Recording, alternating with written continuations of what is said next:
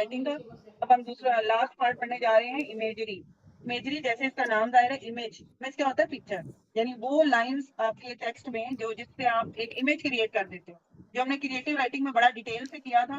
तो यहाँ पर हम उसको शॉर्टली पढ़ेंगे कि इमेजरी क्या है, कि जो एक व्यूअर या जो रीडर है उसके सामने एक इमेज क्रिएट करना थ्रू वर्ड्स। वर्ड्स के साथ पूरी तस्वीर कशी कर देनी कि उस जगह का क्या मंजर था, और इंसान फील भी कर सकता है, उसको टच भी कर सकता है और सुन भी सकता है, और इवन उसकी खुशबू भी महसूस कर सकता है। Imagery involves the use of descriptive language that appeals to the senses, sight, sound, touch, taste, smell, to create vivid pictures. vivid vivid pictures in the reader's mind. It helps to enhance the reader's experience by making senses scene more more realistic realistic, scene and more more realistic realistic. And imaging. Imagery क्या है, it involves the use of descriptive language. Descriptive language क्या होती है, जिसमें आप describe करते हो कि ये मंजर कैसा है, कोई किताब कैसी है, कोई इंसान कैसा है, जो भी आप जिस चीज के बारे में लिख रहे हो उसका आप पूरा का पूरा डिस्क्रिप्शन लिखते हो ना, उसको डिस्क्रिप्टिव राइटिंग कहते हैं। डिस्क्रिप्टिव एसेस भी आपके ऐसे ही होते हैं। It appeals to the senses. कितने सेंसेस होते हैं आप में? How many senses you have? 5. 5. 5। कौन सा है? साइट यानी देखने वाला, साउंड सुनने का, होने वाला टच टच का, टेस्ट जायका चखने वाला, और स्मेल सूंघने का।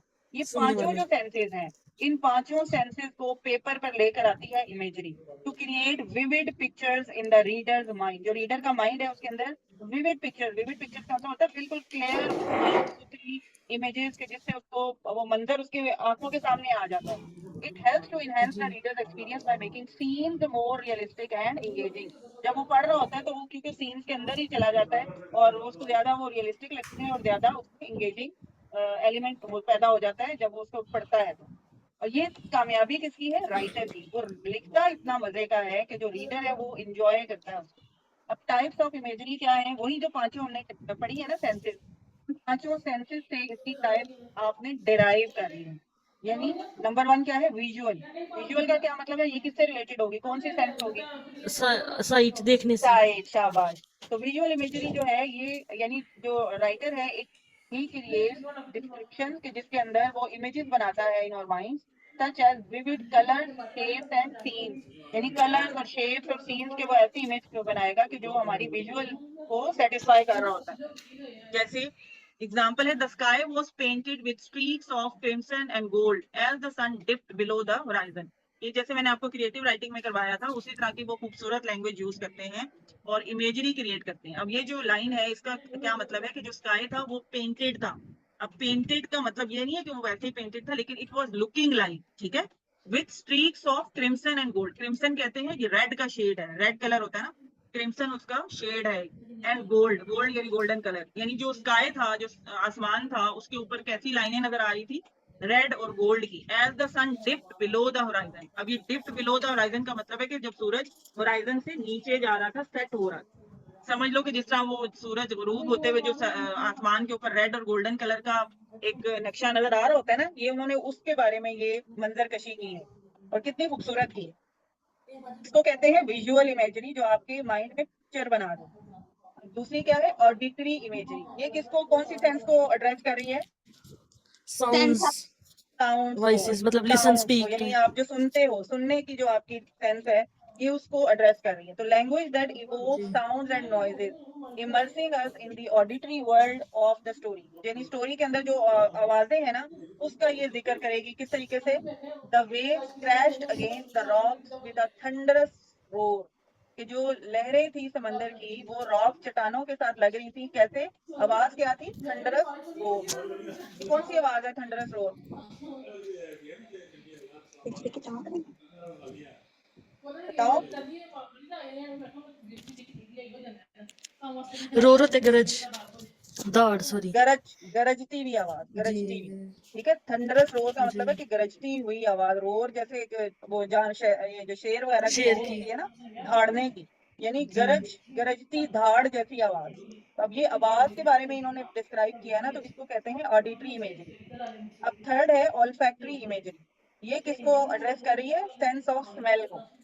सेंस ऑफ जी. Smell bringing smell. Smell. Scents and aromas to life. इसके अंदर खुशबू का जिक्र होगा। जैसे the air was filled with the sweet fragrance of blooming jasmine, कि जो हवा थी वो जैस्मिन के जो फूल हैं उनकी खुशबू से, उनकी मीठी खुशबू से भरी हुई थी। अब ये लाइन पढ़ के आपको फील होगा ना कि वहाँ का क्या फजा का क्या सीन होगा। तो ये इस तरीके Yes. से जब आप ये स्मेल के बारे में बात कर रहे होते हैं तो you are talking about olfactory imaging. फिर है गस्टैटरी इमेजरी, ये कौन सी है जो एड्रेस टेस्ट करती है? वगैरह, टेस्ट जायके एंड फ्लेवर्स, यानी आपकी टेस्ट वाली जो हिस्स है, जो सेंस है, उसको एड्रेस कर रही होती है। इसमें टेस्ट का जिक्र होगा, खाने पीने का जिक्र होगा। For example, the soup was rich and savoury with hints of herbs and spices. के सूप का कितना खूबसूरत उन्होंने एक्सप्लेन किया है कि सूप का बड़ा ही रिच और अच्छा जायका था, with hints of herbs and spices, मसालों और हर्ब्स का जो उसमें जड़ी बूटियां या जो कुछ भी डाले हुए थे उसकी वजह से उसका बड़ा ही रिच जायका था। तो जो खाने पीने के जायकों के बारे में बातें होंगी, टेस्ट के बारे में बातें होंगी, तो वो गुस्टैटरी इमेजरी उसको कहा जाएगा। लास्ट है टेक्टाइल इमेजरी। टेक्टाइल इमेजरी कौन सी है?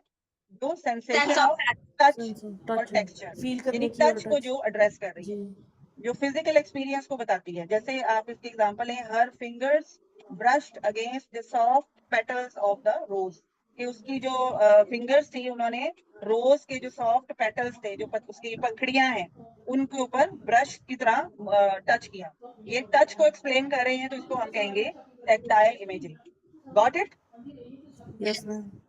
अच्छा, इसको हम करते क्यों हैं? द पावर ऑफ इमेजरी क्या है, इसको रीड करें। Imagery not only enhances the aesthetic quality of writing but also serves several important purposes. Number one, creating atmosphere. It sets the mood and tone of a scene, whether it's serene and serene and peaceful or peaceful, और जी, यानी tense atmosphere and बनाती हैं, characters को explain ominous. करती हैं, theme को मजीद enhance करती हैं। ठीक है, अभी ये